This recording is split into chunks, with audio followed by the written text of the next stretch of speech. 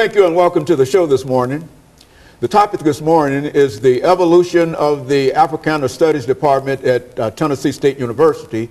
And we have with us to talk about the Africana Studies Department at Tennessee State University, Dr. AAl-Hadid, who is not only a former professor at Tennessee State University, but also at one time the founder of the Africana Studies Department at Tennessee State University, as well as an individual who has been with us on a number of occasions and has a lot of information about all aspects of the African experience. And of course, Dr. Hadid, let me welcome you to the show this morning. Thank you, and let me tell you how much we've missed you, yes, sir. See, because we've been trying to get in touch with you, but you're such a busy person and et cetera. But we're glad to have an opportunity to talk to you once again, because we know that each time that we have an opportunity to talk to you, you bring us such profound information, and so we really expect that today, dealing with the evolution of the Africana Studies Department at Tennessee State University. Yes, one thing, Dr. Hadid, I'd like for you to sort of open our audience up to this idea of the Africana Studies Department, period, because I think that when we look all across the nation, we find that this, the Africana study, variations of that program is found in many institutions throughout the United States. Exactly what is this all about? Well, Africana Studies is an attempt to look at the African on the continent and also in what we call the diaspora. This is the dispersal of Africans throughout the rest of the world. In this case, the United States, North America, South America, Europe, etc. There were two dispersals. One was obviously during the transatlantic slave trade, and then another dispersal is when Africans have come over here, have immigrated over, or they've come over to study or to work. So we have a very sizable group of African descendants here in the Western Hemisphere.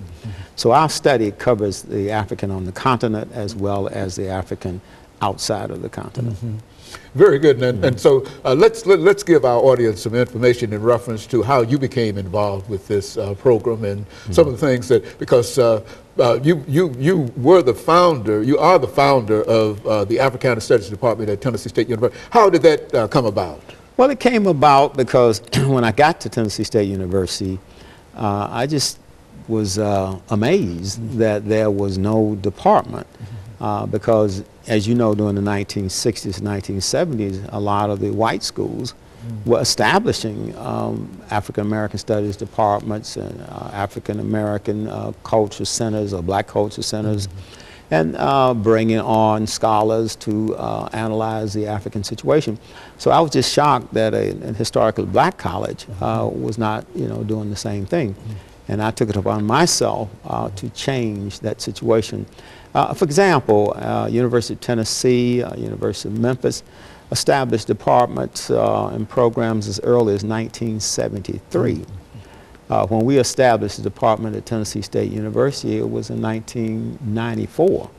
So this is almost 20 years later, a whole generation later, after the big wave to create these departments.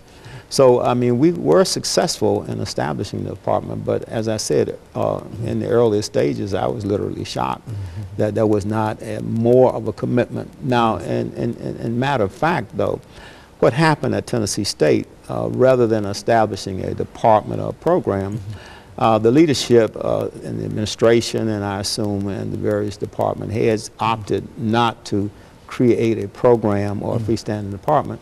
They opted to establish courses within traditional departments. For example, in your department, the history department, they established the African American history classes. In the art department, they established African American art, etc. And then in political science, politics of the black community. And so in sociology, the study of race relations. So it was that type of orientation, because they felt that, school was already black, so they didn't need to affirm that. They just needed to give some information. Of course, that was not the case, but that's the way they thought at that particular time. Okay, and of course, we're getting ready for the first commercial break. When we come back, we'll have 8 minutes before our second commercial break, and that'll give you an opportunity to get further involved in the evolution of the Africana Studies Department at Tennessee State University.